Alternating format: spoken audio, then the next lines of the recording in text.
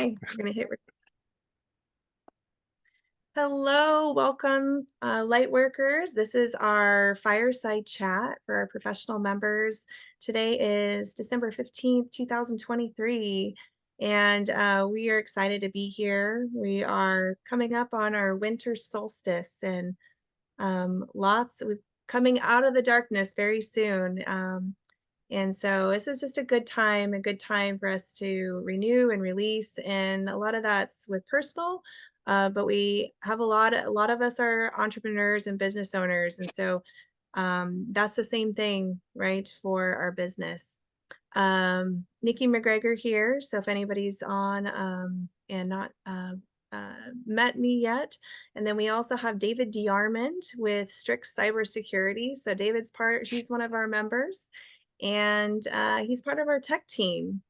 And David has been with Gathering Lightworkers and part of this group for quite a while. And so what we love is that we can have people we know, love, and trust that can help us with the healing side of our business. And so that's exactly what Fireside Chats are, is to support those healers on their journey and help them strengthen and give them the tools that they need to be a stronger business and thrive. And so that's exactly what this is about. So David's going to be doing a lot of the questions. We run these lately together, but we also do live fireside chats. So raise of hands who's on here, because this is recorded. Who has been to a live fireside chat? Yeah. And those are a lot of fun. And we do several different kinds of topics. We've done pricing and money mindset. We've done tax strategy. Recently, Kim Harrison, you want to wave? Kim Harrison on here, and her husband, another layer of what she does is financial services. So peace of mind in your business when it comes to protection and building equity in your business. So these are all facets that are important. And so that's what we want to give, is these different little toolbox, or tools for our toolbox. And so I think I'm gonna hand it over to David. I think we kind of powwowed about what we are gonna do and kind of do a little bit of a review and then move forward with our next topic. So I'm gonna hand it over to you, David, if that's all right. Yeah, yeah, that's uh, um, yeah. So the last couple of fireside chat, and Carol, welcome. It's good to see you, and Laura, I don't remember if you've been on a Zoom before, but it's good to see you as well. And the way these really work is it is just a chat. It is us sitting around the virtual fire here and talking. And I'm here to maybe ask some questions and guide things a little bit, but it's really about everybody just chatting and getting ideas from each other. We're all entrepreneurs here, and so what ideas can we get from each other? What can we learn? And how can we make our businesses better? The last couple that we've done were on systems and processes, so building out systems and processes that are documented and lay out how you do business. And the reason that's important is because it builds consistency in what you do, and it also it allows you to grow, because all of a sudden you're not the only one that can do what it is that your company does, and so maybe you can hire somebody.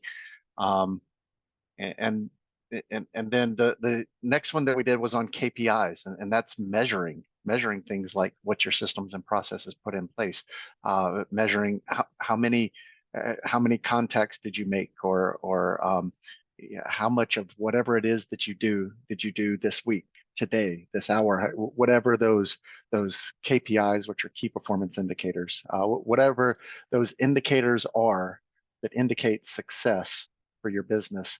Um, are you watching those and reporting on those, and helping yourself meet them day after day? Because that again, it leads to consistent success.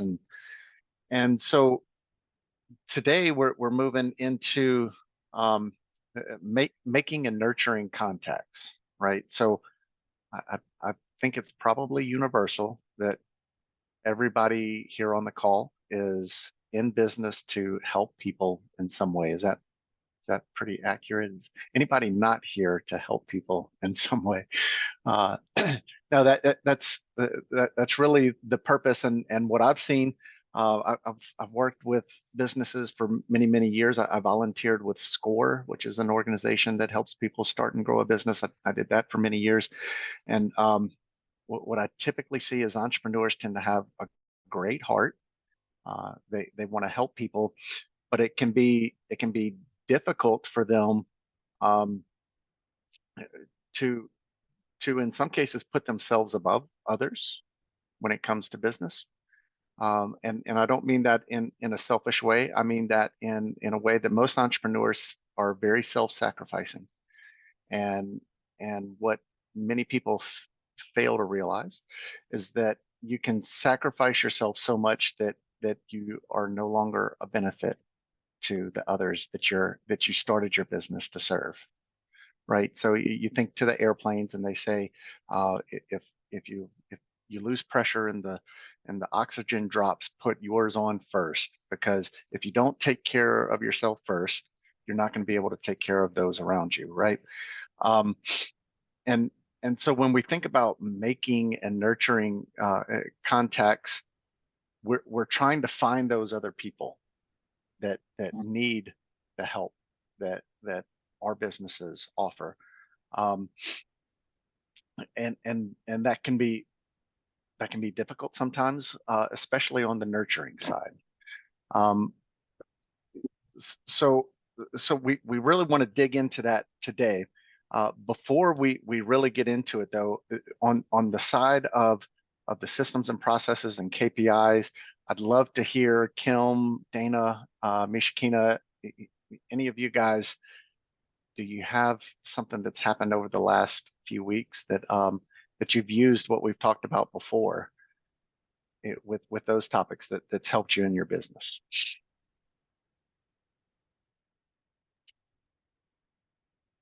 I can speak. So I'm looking back at my KPI goals, and one goal was one gathering of light workers event a week, and to make sure I was registered and blocked for all of them. I totally did that, and it did benefit with patient load.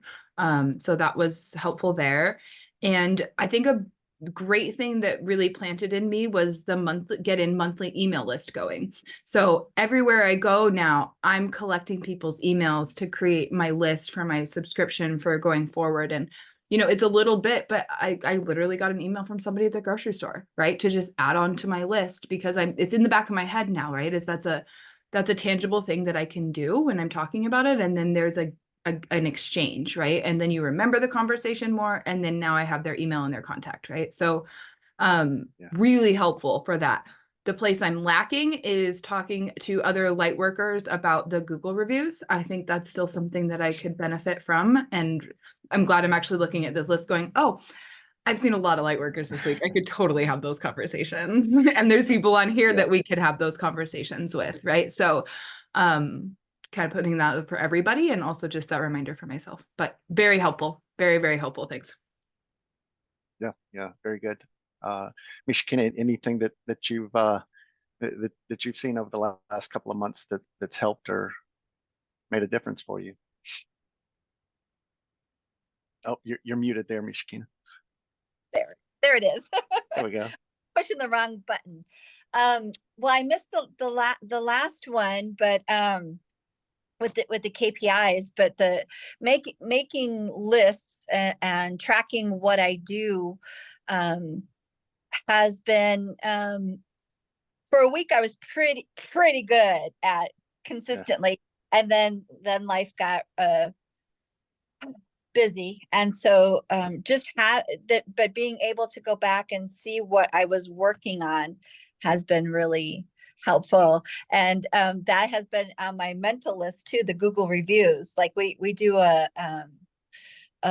circle that we have people come and try out some of our modalities like Reiki, and so that has been on my list too, to ask for that from people that they're coming to try things. But the idea of asking each other for Google reviews, I like that. Yeah, well, that's awesome. Why couldn't we? and and as we piece all of this together, because we want to take the things that we've learned before and put it together with what we learn next. And so piecing it all together, we talked about those systems and processes. So actually build a system to ask people for Google reviews. How do you do that? And write it out, and it makes it easier to do. And then for KPIs, and I know you missed last time, but it's pretty simple thing. How many Google reviews do you want to get in let's say a year, and then work back. If you want that many in a year, how many do you need to do per month? How many do you need to do per week? How many do you need to do per day? And that will help you remember, I didn't get any of my Google reviews today. Let me go do that. Let me follow my process for going to do that, right? And so that's how you kind of piece all of this together and compound all of these ideas. Kim, anything on your end that you'd like to share with us?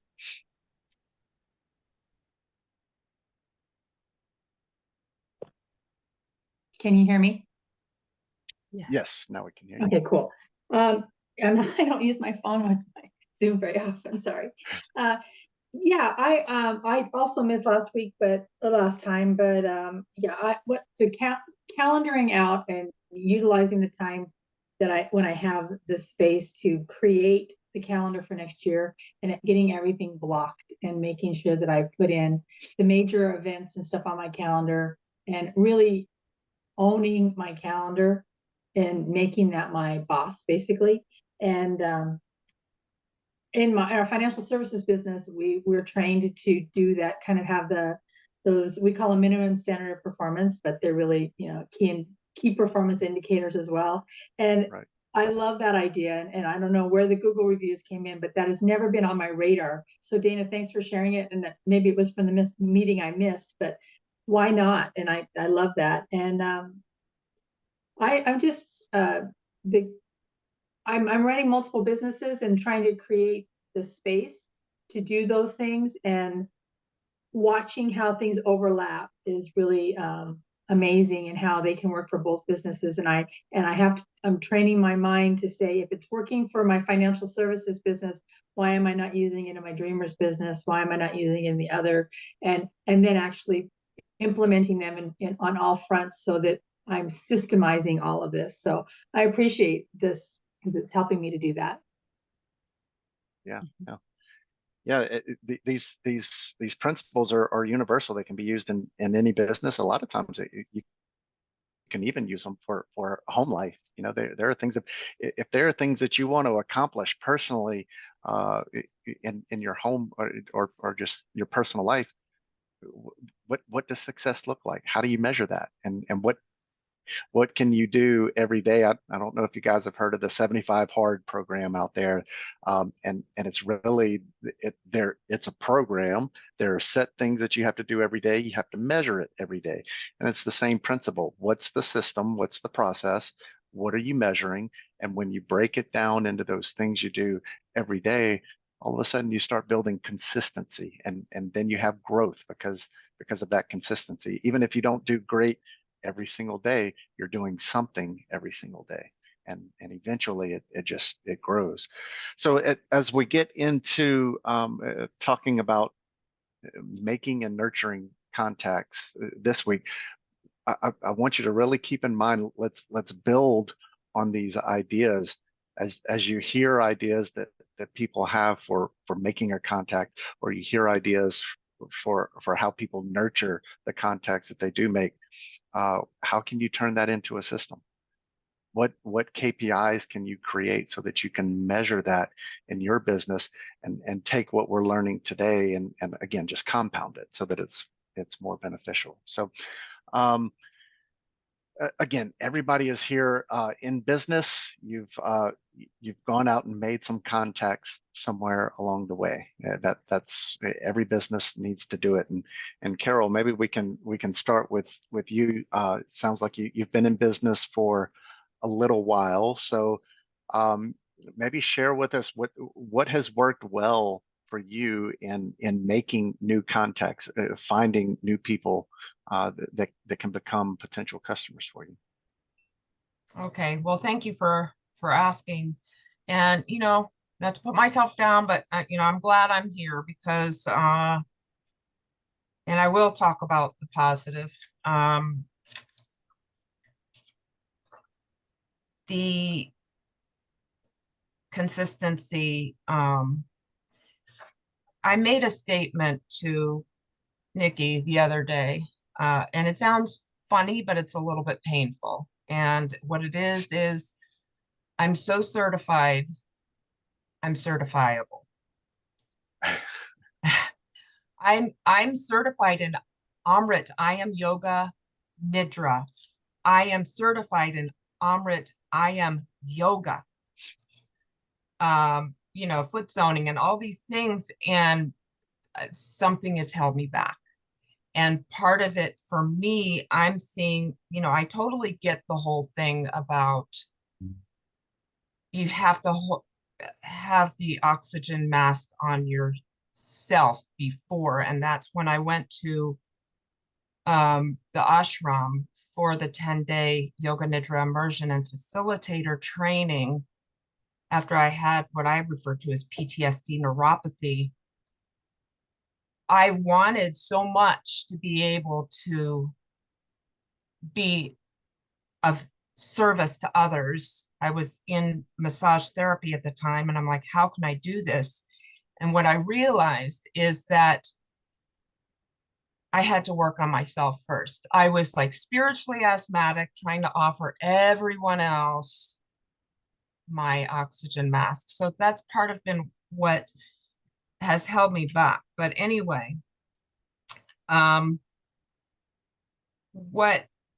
so I've been in business for like 6.5 years. I moved to Idaho, bought a place cash as is, sight unseen. And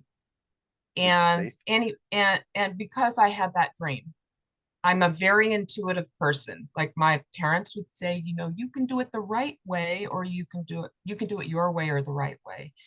And,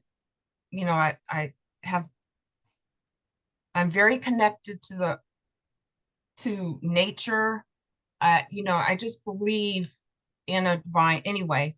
So it has not been easy for me to promote, but the one thing that I am passionate about is connection. I'm passionate about recovery. And I've struggled with clutter all my life. And there's something about that. It's like Buddha says that attachment is the cause of all suffering. And so that's anyway,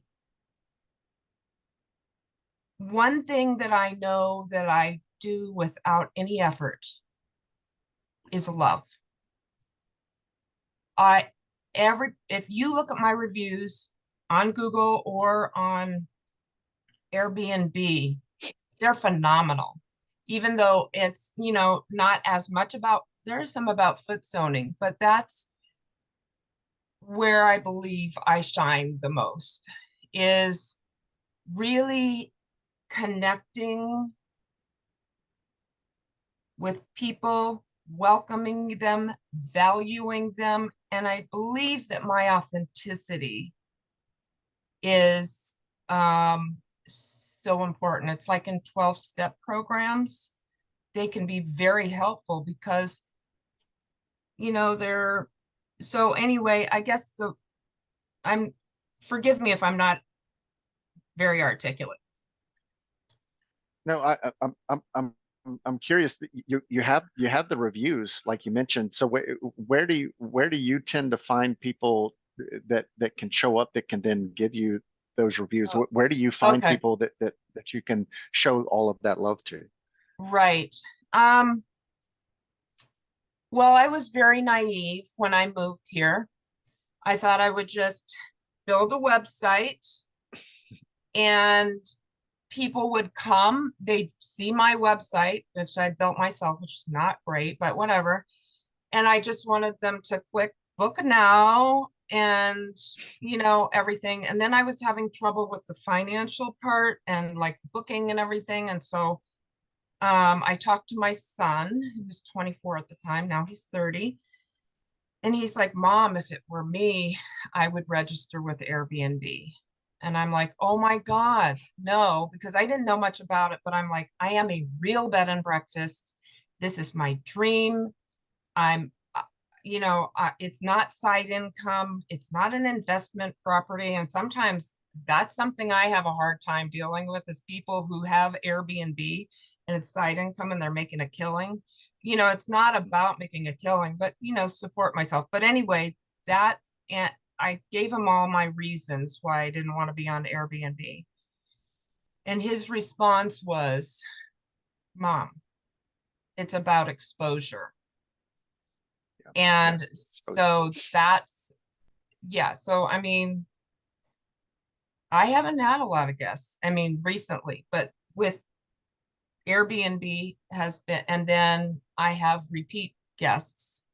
You know, everybody who comes here, they love me and I love them. And they're like, they become part of family. So, but I mean, I'm certainly open to learning. I guess the main thing that I would say is, and maybe it's a hang up of mine, but for me, it's more about like with recovery, it's a program of attraction and not promotion. You know what I mean? So people like I can't. Does that make sense? I think you meant, yeah. I think you mentioned an important word there earlier, the word exposure. So you know, you Yes. mentioned websites, you mentioned Airbnb. Those things generate exposure, right? People recognize you because you're putting yourself out there. Interestingly enough, that can be a bit intimidating, especially for people that are quite private, because you're exposing yourself to the world as well. I know that's something I personally struggle with. I like to stay very, very private, and so for me to generate exposure is a bit uncomfortable because everybody's looking at me now, and I don't want people looking at me, right? Can I respond to that? I love what you just Yeah. said. You know, my budget for, you know, advertisement is not great. And I'm not, you know, the queen of social media, but one of the things that I did, I was in a course called Unstoppable Influencer. And one of the things that they said is be you, be fearless, and transform lives. And what we were tasked to do is every day for, I don't know, 90 days, I ended up doing it for almost 2 years, do a live video. And it's not a polished speech, it's just sharing authentically what you're going through. And so, you know, those are some ways, I guess that maybe that's one of the ways that I connect, but I also hear what you're saying. It's about exposure. And I just have one more question, because I think one of the challenges that I have above and beyond like my bed and breakfast, or even if I have host something, then people are actually here. And I am the bed and breakfast. I do everything. Or if I'm doing a foot zone, they have to be here. But I did have someone help me lead a yoga and yoga nidra session on Zoom. It was her Zoom. And she's kind of helped me promote it. And so that's one of the areas that I'm looking at. So that's one reason I'm grateful to be here, I'm getting ready to stop talking, but I'm grateful to be here because I'm not in a position to come down on a regular basis financially at the moment. However, that I think that would be meeting a need. Like you were saying, reaching people. I'm part of this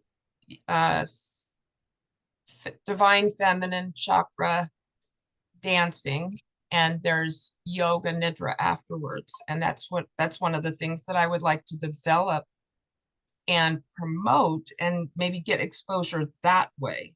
So I will stop talking. Yeah. Thank you for letting me share, and I appreciate your support. Yeah, well, you've mentioned quite a few things here. So websites, Airbnb, repeat guests, and that's where we get into nurturing our contacts, right? Social media with the unstoppable influence, joint ventures. So all of these are different ways that we can help create exposure. We can help create new contacts, make those new contacts. You use all of these methods.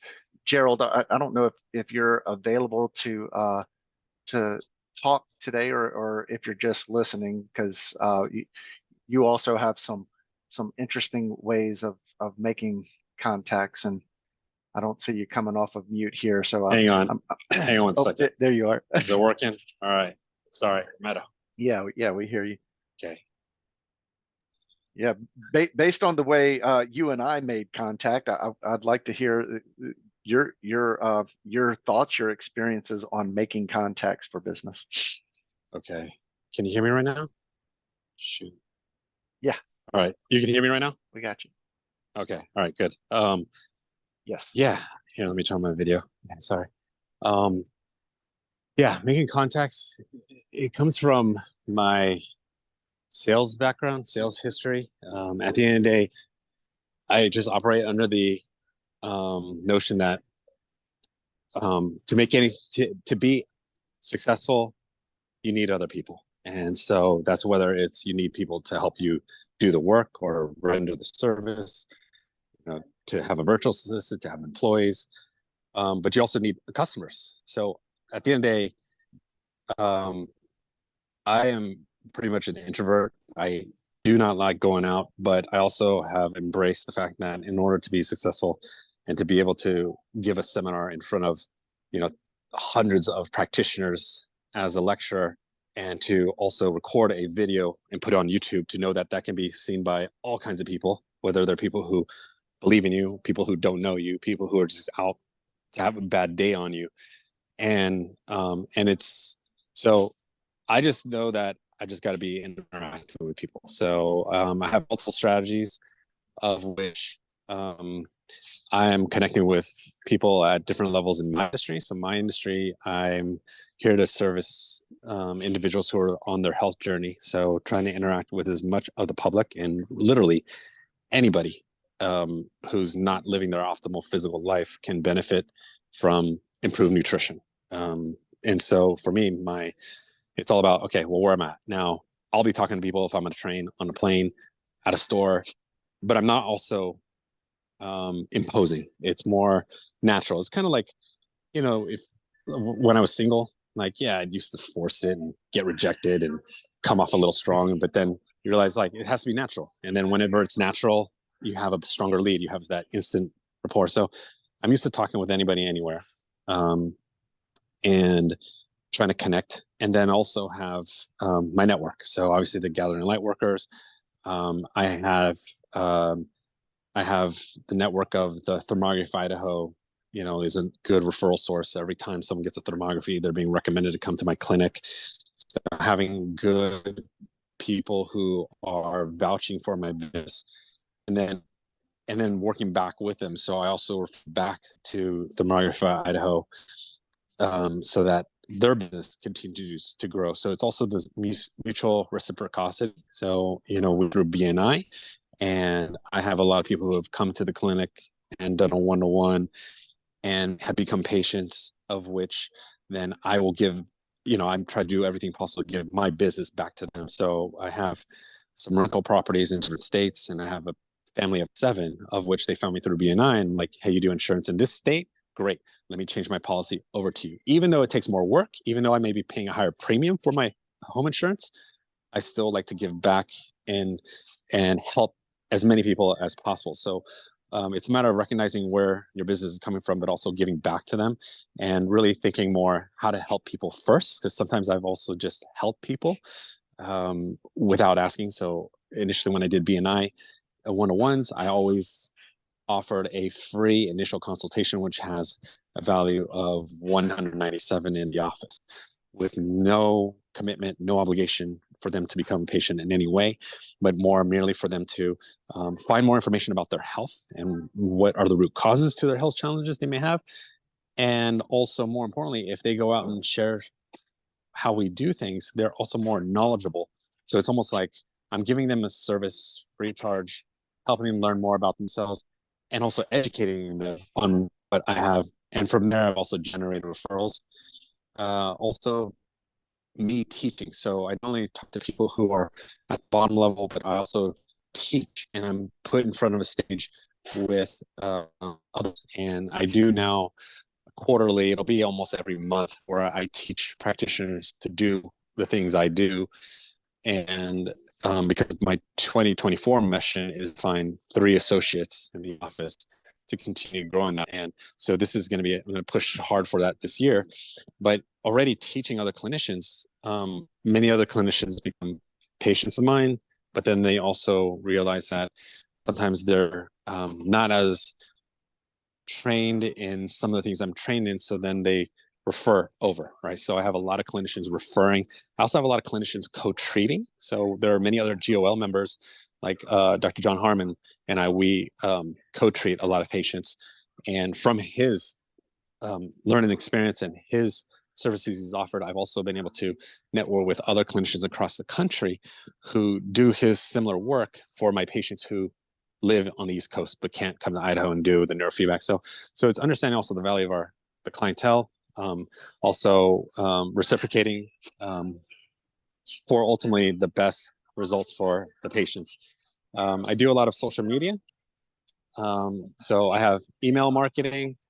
Social media posts have slowed down. I know I've got Will and his team to start that back up. So I'm right now trying to get the virtual assistant team to create posts to a certain level. And then, so social media is a little bit, I have a friend who's a beast on Facebook, and she did Facebook Lives literally every day. She gave me that feedback. I started with once a week, and then my clinic just got too busy to the point where it's like, I barely have time to do Facebook Lives. So, so that is a strategy. So I've done that. That definitely works. And then now I have a different online strategy that's a little bit more comprehensive, including some of the things that Will and his team have initiated. So, and then we have, I do trade shows. So there's a health conference, Health Expo, done with Simone. I think many of you know her in the Treasure Valley. And I shared a booth. So when I initially started last year, I shared a booth with Debbie, the thermographer of Idaho. We split the costs. You can totally fit 2 different people. And that was good for just getting out there and meeting the public who's already open and searching. And let's see, what else have I done? I would say that's been the bulk. A lot of patients and individuals who have found me are actually referring here because they have attended my seminars in other states. Some of them have moved to Idaho and then now are connecting with me. So just whatever effort I put now, or whatever efforts I put in the past, so accumulative. It's like, if you throw a rock into a lake, you never know where the ripple stops, right? The ripple effect keeps going. So the main thing is just, I've been just trying to do more, throw bigger rocks into the lake, just bigger rocks, and just keep making the waves reach out further and further and still stimulating, so if there's someone out there way far in the lake, there's like a little wave that finds them, and then another wave will come after and rock, let them know we exist. So is that helpful with some of the ideas? Yeah, no, it's very helpful. I hope you guys are picking up the gold that's in all of this. we have mentioned so many different ways to make new contacts today. Again, Carol mentioned the websites, social media. Gerald, you got into, or Carol, you mentioned joint ventures, working with others. That's a great way to get exposure, to meet new people. Gerald, you mentioned speaking engagements, just conversation, talking to anyone. Um, Nikki, that's kind of your specialty there. You'll just stop and talk to anyone at any point. Networking groups, BNI and other networking groups, industry groups that you can join. So those sorts of things. Doing teaching engagements. I think everybody here does some things that most people don't know how to do, and in many cases, people don't even know about what it is that you do. So doing those teaching engagements, again, increase exposure, and then the trade shows, and then Gerald got into something I think that is an important piece of nurturing contact. So those are all many ways that we can use to generate that initial contact, to meet many new people. Those are avenues that we can go. And again, build a system for it. Go through that list. Pick two. Pick two ways on that list to make contacts. Build a system around it. Decide how many of those you want to do. Build your KPIs around it, and just start doing it. If it's social media posts, that's great. If it's networking, that's great too. Just build a system and start tracking yourself. But then what? So we go out and we make these contacts. I can pull. I'm sitting at my desk, so I can show you. Here's about half of the cards that I have just sitting on my desk. These are all contacts that I've made. How many of you guys have a stack similar to that? Anybody? Yeah. I have a huge pile at home. Huge pile. Huge. Yeah. So, making contacts, you can go to all of these, you can make all of it. I've met every single one of these people. What about nurturing those contacts? And Laura, I don't know if you're available. I know you're running some errands there, but would certainly love to hear from you if you can. Really wanted to type in something that was different that really has helped me. Don't mind me, I'm at my shop space, so one thing that I will say that was the biggest moneymaker in my business, both my businesses, is any groups on Facebook. I will say I'm probably in like 120 groups alone on Facebook. And so when I have a post that I want to do either on my business page or even my personal page, I write out my post and then I post it and then I share it and I just go through all the groups that I am a part of and I say which ones are relevant. And I will share to every single one of those groups. And there's some groups that are a lot more, there's a lot of people that are a lot more responsive. So like, for example, there's this one called Boise Business Babes. I've gotten a lot of connections through those people because a lot of those people are trying to network and make connections as well.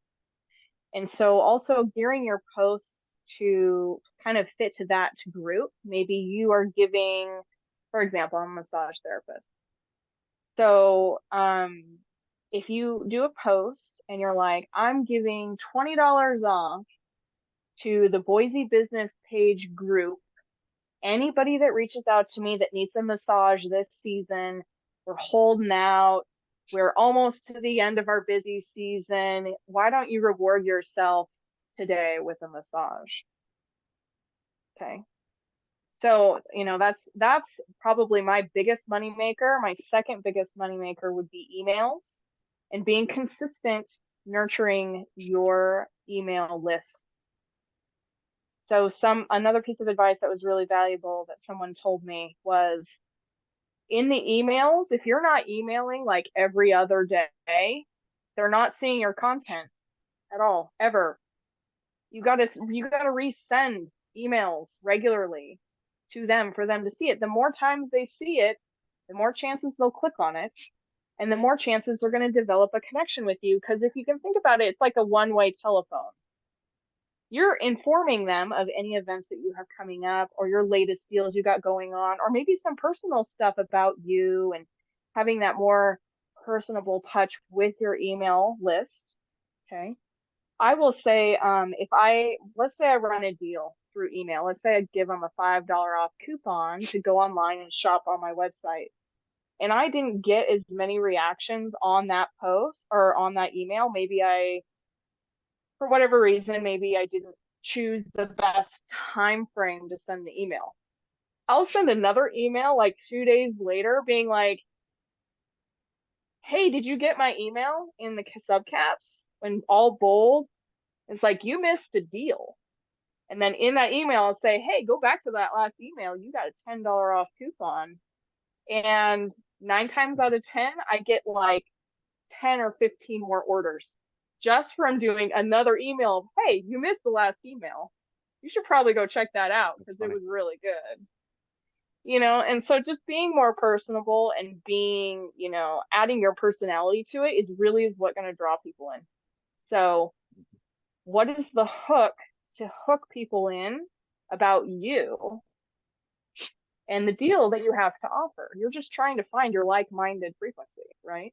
So those are my 2 biggest money makers in both of my businesses. So thank you for letting me share. That's awesome. Yeah, no, that's awesome stuff. You mentioned a lot there about nurturing those contacts. So you make the contact, you get it started, and then you nurture it. And Nikki, you just post in there how good Laura does with promoting other businesses. Yeah, she does. And I was gonna say I take note from Laura because I've seen her post in different groups, and I'll see that, and then I'll like, oh, that group's perfect for GOL. But I was gonna add another thing to that, and it goes back to processes. I started making a list because some of these groups won't let you post on any day. And so they like only let you post on Monday. So I started making a list of the group and kind of their group rules. So it's an easy go-to. So that way I don't have to like go back into each one. I've already got my list of like, okay, that I'm going to post, the ancestral is very different than maybe Gerald's last talk on injection ingredients, right? So which group's going to be, open to these different concepts and healing. So that just kind of relays back to our first, our 2 months ago fireside with processes. Yeah, that's again, building on all those things that we've done before, taking those processes. Laura, you're talking about going to those groups, and Nikki, now you've got a process to document what groups are, what their roles are, and now create a system for going back to the right group at the right time, and create more context, nurture the context that you have. So far, I haven't heard anybody mention a CRM. So I'm curious. Number one, who knows what a CRM is? Oh, couple of folks. So a CRM, it stands for Customer Relationship Management System. So it is how you manage the relationships, because if you're in business and you're going out there and doing these things, making a ton of contacts, how are you going to manage all of those relationships? Now, we've got some great ideas here on things that you can do to nurture the contacts that you make. Gerald, I love the idea of the free offer to get them in and nurture them directly. They're in essence a customer of yours. You're nurturing them right away, and you're hooking them a little bit, because now they feel what it is that you do, and then they can go out and actually make more contacts for you.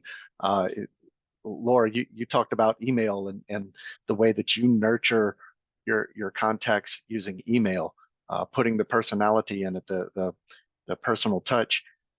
A CRM, it makes all of those things a little bit easier. It's a way to put information in about the contacts that you make, to get it organized, and then to reach out. There are CRMs that help you send out emails, and you can schedule the emails. You can schedule social media posts. You can you can build things out. You can go back and look at the history. So, when somebody calls you and you start having that conversation, you've met 100 people in the last few weeks. How do you remember this person? You recognize their face, but oh, where did I meet them?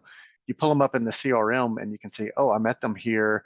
I sent this email. They responded here. Oh yeah, now I know who I'm talking with, and now you can have that personal touch with them. So a CRM is a way to help you systematize the nurture part of contacts. Nikki, I feel like you've done really a great job of both making and nurturing contacts. How you've taken GOL from what I think 12 people sitting around your house at the first meeting to now there's 550 plus on Facebook. So grown it very big. How have you kind of gone from making those contacts and then to nurturing them, and what can others do to mimic that? Yeah, the first thing I think of is I open my mouth. I'm not afraid to share. And but it, and Carol said it right, and a lot of us talk about this. It's the vibration and frequency of being authentic.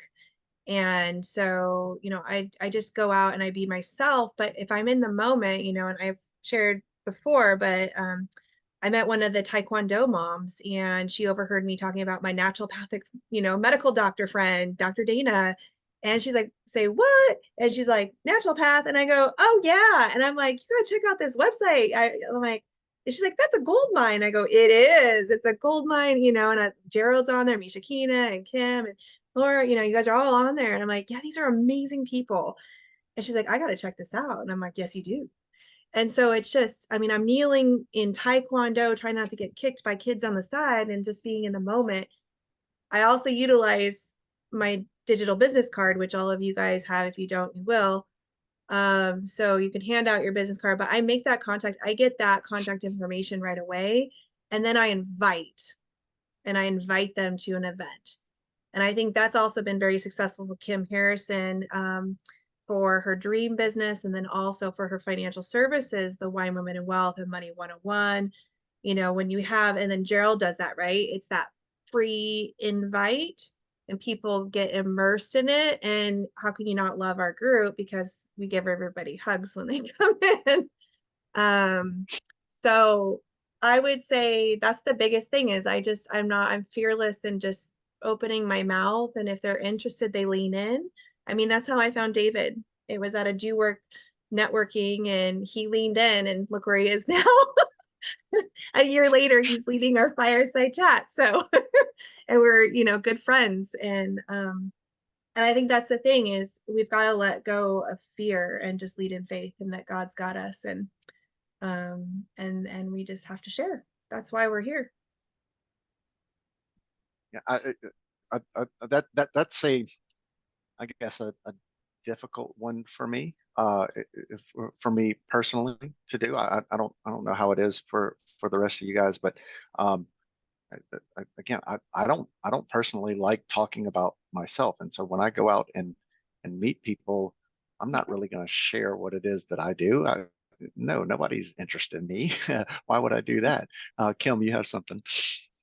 Yeah, I wanted to comment on, Nikki's brilliant at this, and she I don't think she touched on the part about how she manages the contacts, because you showed us that stack of business cards. We all have these stacks, right? We make these contacts, or even off of our Facebook and different things. But I think CRM is having someplace to put them and having some place to manage them so that we don't lose them, and we can, and then having the system that's created to follow up with these people on a regular basis.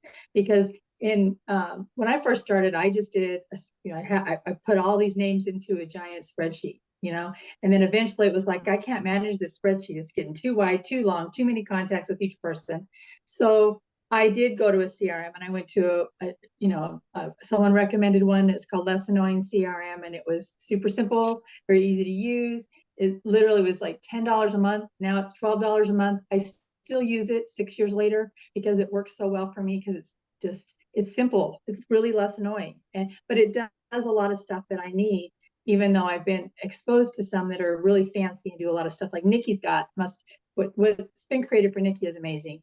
But having that place to put it, and then having a calendar where I can put a task and a follow-up contact and put stuff in the notes, has been essential to continually not only have a place to put all the contacts that I make on a regular basis from all the stuff that everybody's talked about, but having a place to nurture them by continually remembering to invite them, remembering to follow up with what they asked for.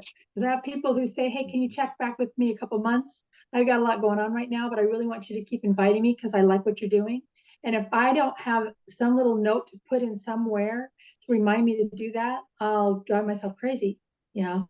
And so having a system is essential in creating something like that for me to nurture everyone that I meet, because I agree with Gerald said it, Carol said it, Nikki said it, in that, you know, for me, I always say it's always about what's right for the best for the client. And that includes their time. It includes when they're ready. And they may not be ready right now, but if I forget them and don't invite them 6 months from now to come to something, or even if it's just to come to gathering of light workers, I have stuff in there where people will say like, oh, I really want to do that, but can you check in with me after the holidays? And remember, can you invite me to that social? Well, I put in a little note to remind myself in my CRM, so that then when I see the stuff come up for that month, I can send it to that person. So I have this daily check-in to keep all these things going without giving myself, I don't have to remember it. And my brain can't keep all that stuff. And that stack of business cards, I don't do that. I put them in and then I get rid of them. I put them in and I get rid of them, because otherwise I lose my mind, you know, unless I promise I'll hand them out. And I also want to say one more thing, and then I'll be like Carol, and I'll be quiet. But I give myself a break. I put in there, like, I keep myself as authentic as I can be in the moment. You know, everything I'm doing, I try to do it as best I can with the most authenticity I can and the most honesty that I can. But sometimes I learn more stuff, and sometimes I realize I screwed up, and sometimes I realize I maybe forgot something. So when I know better, I do better. But I give myself a break for like the things that I didn't do well before, because in all this contact stuff and building a business, there's so many moving parts. We can be like, oh man, I just suck at social media, or oh man, I really, you know, I don't understand this email thing and I don't do it well. Well, it's okay to not do it well right now. Now you're learning, like, and I know you said this, David, pick a couple of things or pick one thing and put it in, and then put that into practice. And then the next thing will come, you know, learn more, do better next time. Otherwise it's like overwhelming of all these things, because I sometimes get overwhelmed with all these massive, beautiful, great ideas. I started a whole list of all these new ideas that you guys have given me. But man, if I try to implement them all, I would lose my mind. And if I, you know, but I have to also remember I'm one person running a business, multiple businesses, and I bet most of us are. And we can only do the next thing, you know, the next thing that's really resonating with us right now, and do it really well, and then the rest will come. So I just wanted to encourage that, because I'm like, even just looking at it myself, I'm like, oh, I could do that. Oh, I could do that. Oh, I should do that better. I should do more of that. No, I'm not shitting on myself anymore. And I encourage you not to.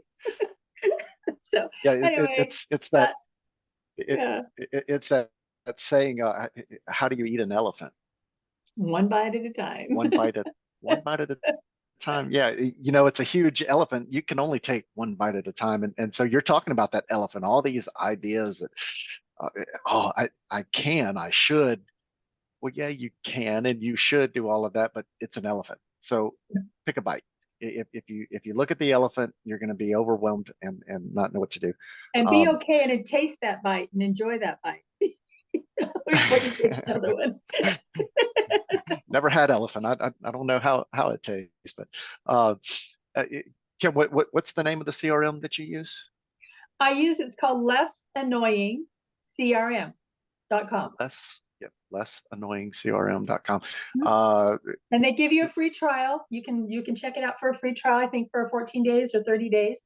But it's just a simple one to get people used to something if they haven't used one. I mean, there's a lot of them out there. I mean, it would not probably keep up with what Nikki's doing when you're to that level of because Nikki is, I mean, I get a lot of emails from Nikki. She fits in with what Laura said, and that sending a lot of things out on a lot of bases.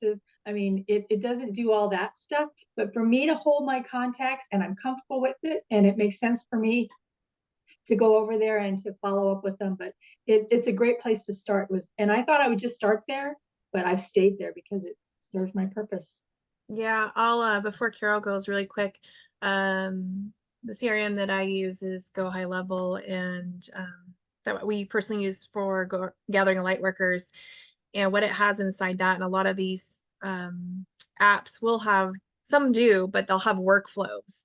And so there's triggers and different workflows, so with this or that, or, you know, depending on what people do. So when you get bigger, and I know Gerald can contest, is when your growth grows and you have all these contacts and then you have people flowing in, what do you do with them? And so when you have something that's a more automated, what I would always say, I'm tired of being the monkey behind the machine, you know, because I was doing this and I'm still kind of doing this. And so we're basically workflowing as much as possible out so we can maximize our efficiency and our hours, because there's only so many hours in the day. And so we have to be our most effective self. But yeah, everything flows into that's into the email list. So on my website, you're going to have the connection card. On your Facebook group, you put in your name and your email and your phone number. Now you can bypass that, but you can do that to your Facebook group. So you can start capturing those leads and you just keep plugging it in. And like Laura said, I don't think she's on here, but you know, I try to keep it to once a week, maybe twice. She does, you know, 3 to 4. So again, it's like that balance or synergy, like Nisha Kina said, like being effective without being annoying, and then they just want to come off your list, right? Where's the sweet spot in there? You know, I'm even curious, where is that sweet spot of being that effective touch?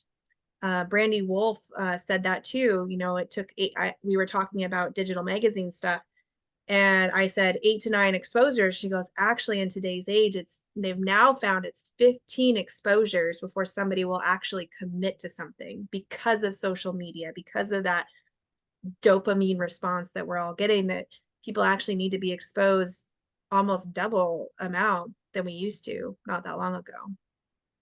Okay. Yeah. Go for it, Carol. Okay, thank you so much. Wow, I have learned so much. I'm so grateful to be here. And I didn't know what CRM or CMR, client management resource. That's my fault.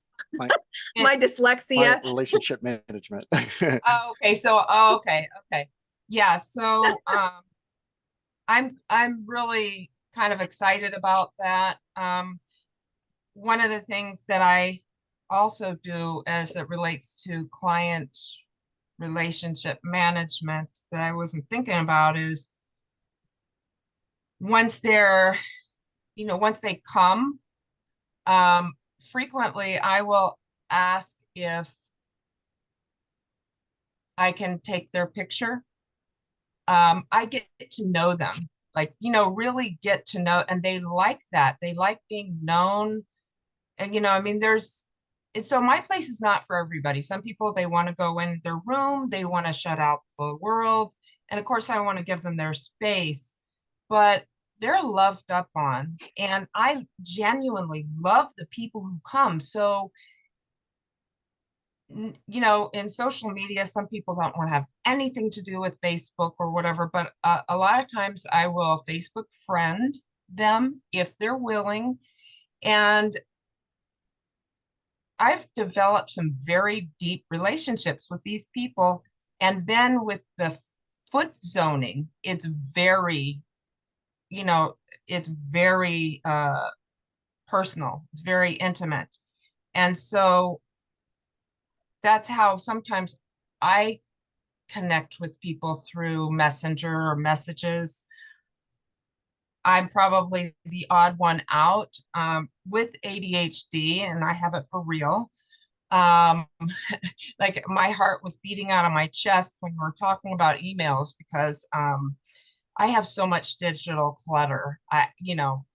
It's just insane. And so for me, I won't be the one that'll be sending out a lot of emails. And it works for people. I understand the whole exposure thing, but I would be the one if I got too many that I'd be like, you know what, I'm out. But anyway, the thing that I love about this is the fact that, I love hard, I love genuine, I connect, and I remember a lot, but sometimes, I've got a lot of clients, guests that I've had over the years, and sometimes I may not remember the details. And then they come back. I had somebody, well, I did know who they were. They've come back several times, bringing me gifts and just coming, they're like family. So, but what I'm looking forward to, I don't know how much detail, but I don't know how far I can go back, because I've made, when you make a lot of intimate connections with people, sometimes it's helpful to have something to jog your memory. Or like if your friend's wife has cancer and chemo or something like that, like knowing their family. What is it? And I'm not really a salesperson. What is it? Family, occupation, recreation, and something message. Are you familiar with what I'm talking about? Those are ways, because for me, it's just me. I have a real hard time trying to connect if I feel like I have a motive. Like if I'm, trying to get something from you, and that's one thing I did learn in a personal growth course, is they were talking about sales is about serving. Selling is serving is selling is serving. So like with everybody here, we are serving. It's not, it's like if you go into a store, you're going for something that you are looking for versus somebody, so or if somebody comes for a massage, you don't have to convince them because they're like, oh yeah, I need that. So anyway, that's all I wanted to say. Thank you. No. You know what? Sorry, David. I keep thinking like we also have to remember not to compare ourselves, right? So Laura is brilliant at social media. She is all over that. She's also very brilliant with her emails. She does lots and she spends lots of time on that, but we also have to individualize. So maybe for you, it's a more personal note. There's send out cards where you could take that picture and then which it's an app and you can plug that picture in and you can send a personal message. You can keep notes on people. So that's part of your processes that's important to you. So you can still be your authentic self in your business, but still be effective on creating like a drip and a touch, right? So you maintain and what we're talking about, nurturing that contact. Burma Naylor, she's not on here. You guys have anybody gotten Burma Naylor's cards in the mail? Are you on her mailer list? So she does an amazing job at nurturing her contacts because she does mala beads and Reiki, but she does real estate. And so she sends out postcards and mailers and different things. And I think she's an amazing one also as a resource for nurturing her contacts. Yeah. Mishkina or Dana, do you guys have CRMs right now? I have a charting system, and so that keeps a good list of my running patients. There's not a good access point to email notifications and things of that sort, but there is a chat box and things that are specific to patients that are HIPAA compliant.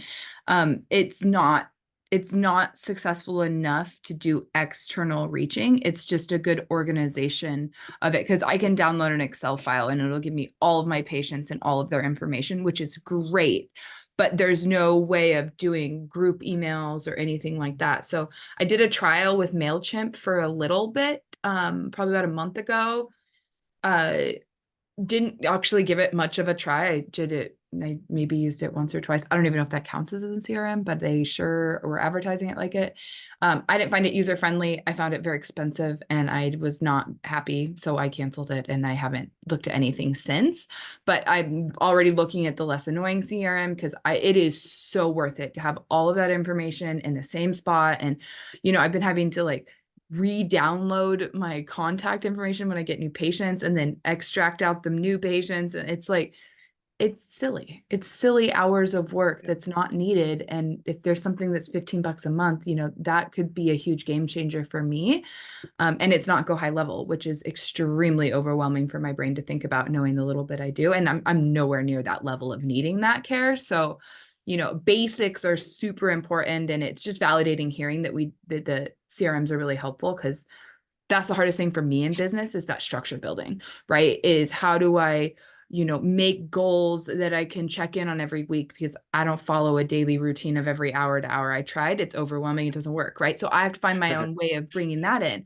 But this is another spot for structure. I can just go to this and it is there. I don't have to keep building it, right? And that is really important to me, to have that foundation built and then go from it, not be building the foundation as I'm going. Like I don't function well with that.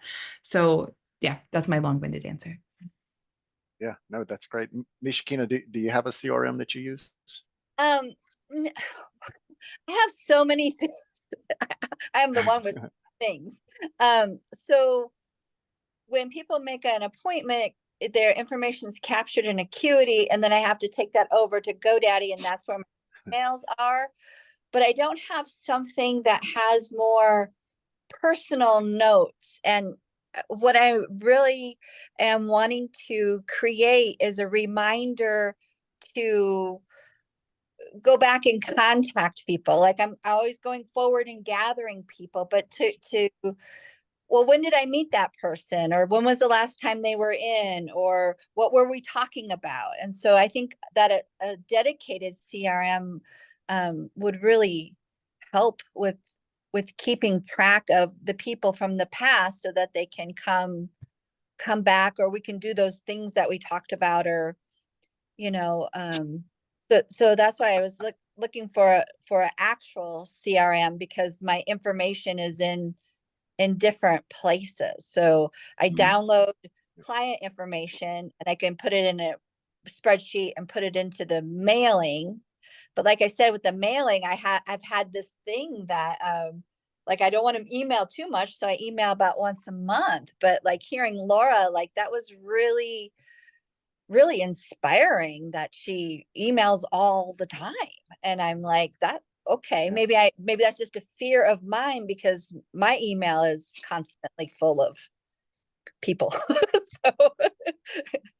so something. Well, and one thing to note, there's no one answer that's going to satisfy everybody. So you have to approach things different ways at different times, because for me, if I'm getting an email multiple times a week, then I may get annoyed, and so I'm going to block that and never get it again, and so you lose that. Or if I'm only getting it once a month, like you're doing, it gets lost in the shuffle, and I don't remember it. So Nikki, you mentioned finding that right balance. I don't know that there is a single balance. It's going to be the balance is going to be different for everyone. You find what's kind of what's best for you, but certainly don't let that decision of what's best for you be based on fear, or based on well, am I doing it too much? And it's probably better to find out you are doing it too much, and then you can back off. Gerald, don't do anything unsafe to unmute yourself. But I know some part. You are very effective in following up. What CRM do you use? So I use multiple depending on the group. So I have I have every contact I ever come across the past, 20 years is in my phone. And my phone syncs with my Microsoft Outlook, which is like, yeah. So I've always synced my iPhone to my contacts there, and then has my calendar there. So everything's there on my phone or on my computers. And but then for obviously my patient database, it's in my scheduling platform, of which then my notes of everything about them, from what their occupation is, what their recreation is, do they have family members, to their health history, to what we find and uncover from every visit, and then also from whatever conversations we have. So for example, I have a patient who has season passes to the 49ers, and I'm like, dang, I would love to be a fill-in for you this year if you ever can't make it to a game. And she, she's from California, so she flies back for the games, the home games, obviously. And so then I put that in my note, like on that visit. Or if they share like, oh yeah, when I was younger, this is what happened to me, and then I make a note, because then I might be like, oh, you need some emotional healing, so I'm going to refer you to my emotion code colleague. Or they say like, oh yeah, I had a concussion, and these are all things that they didn't mention. So within the practice, that's like in a certain place. And then we have everybody who's come across that's in my email system. So right now, currently, I have MailChimp, and have and then now going to be planning to transfer that over to Go High Level, which is what Will's team is familiar with, and it's a way more robust system. Right now, I have another set of consultants that are familiar with MailChimp, building out campaigns, and so right now I would say there's, when you look at CRM, I've been in sales for a good portion of my life, starting in pharmaceutical sales, where they gave you a computer, you had a certain software, whether it was Oracle based or whatever it may be.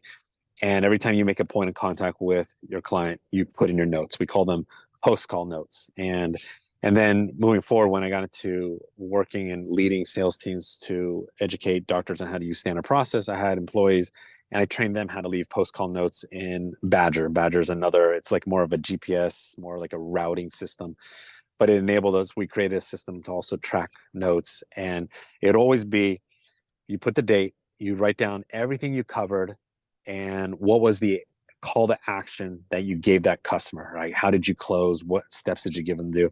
And then you wrote down always what were your next steps for you. So the next time you interact with that person. And so every time you then pulled up the notes, you knew exactly what was done and said in the past. You know exactly what you were expecting of them to accomplish. And then you also know what your next step is, knowing that that's fluid. So at least you have a construct. So you're not always like trying to figure it out. Like, what are we doing? What are we doing? Who is this person again? So it's like a quick shortcut now. So right now, I would say most of any type of like, what are my next steps? Those are in the patients, because that's who I'm interacting with day in, day out. And I'm, sometimes I'll get 8 to 12. I can have weeks where I have 8 to 12 new patients. I average between 6 to 10 new patients a week.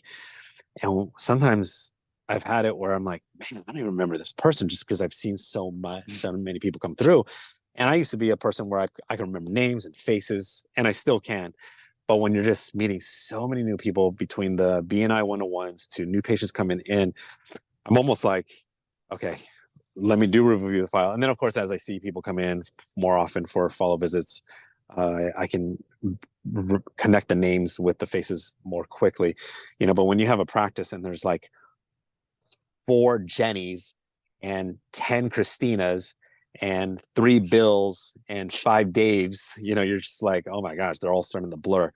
And then in terms of the BNI, so then I have certain, I'll use Google Sheets for that, so Google Sheets, and I'll just have a column where is post-call notes. So I'll put the date, what was talked about, did we book them for a 1-to-1?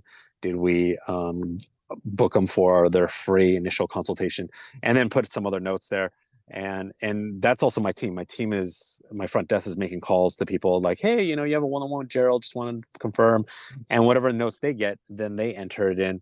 And each of us, whoever's interacting and inputting notes, then we always put our initials at the end. So then whenever there's a note by me, they see it, they're like, oh, Gerald wrote this note, let me go talk to him. If I look down, I'm like, oh, Crystal made this note, then I can cross-reference him, like, hey, what did you mean by this? I'm a little unclear on the post-call notes. Or like, hey, I got you covered. Or so if you have a team, it's also key to make sure that you all are on the same page by formatting your post call notes in the same format, so that someone can almost in a way come in on a third meeting and completely take the ball and carry it over to the next meeting. So depending on the scenario, I've got my phone synced with my Outlook. I've got Google Sheets for certain campaigns, and then I've got for my patients the current scheduling system.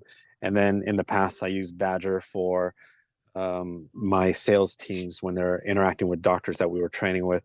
And then I use MailChimp. So just the MailChimp right now, and then eventually go high level to summarize.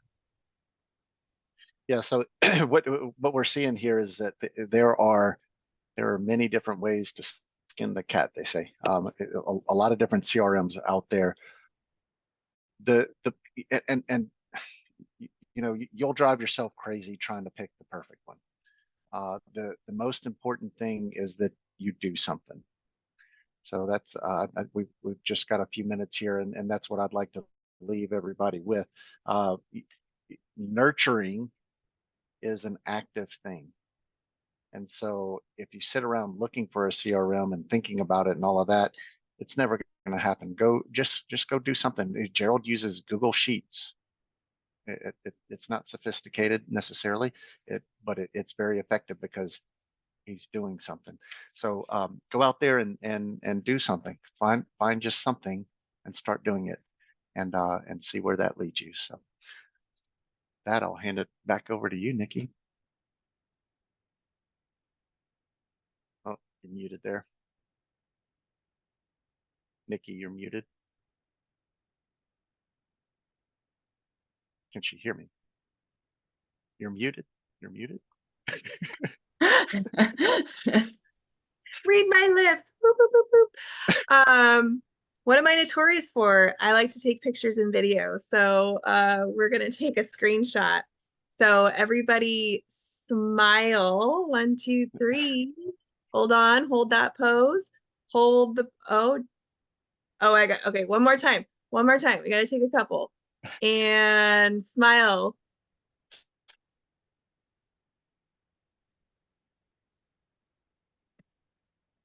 Okay, I think I got it. You guys are Can't hold it that long. That's hurting. Oops, snipping tool. There it is. Okay.